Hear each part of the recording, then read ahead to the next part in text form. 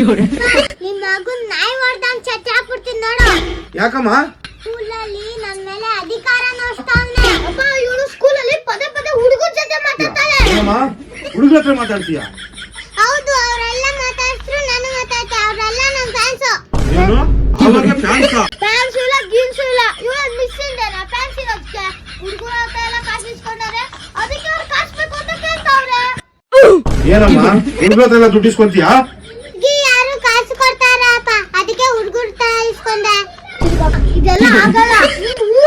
ಇವಳನ್ನ ನಾನ್ ದಾರಿ ತರ್ತೀನಿ. ಇಲ್ಲಿಂದ ಬರೋದಕ್ಕೆ ನಿಮ್ಗೆ ದಾರಿ ಗೊತ್ತಾಗಲ್ಲ. ಕೋತ ನಂಗುಂಗೆ ಇವನು ನನ್ ದಾರಿ ನೋಡ್ತಾನ. ತೋರ್ಸ್ಬೇಕೇನೋ ನಿಂಗೆ? ಕೈಯಲ್ಲಿ ತೊಳ್ಕೊಳಕ್ಕೆ ಬರಲ್ಲ ನಿಂಗೆ, ಕೈ ಚಳ್ಕ ಬೇರೆ ನೋಡ್ತ್ಯಾ?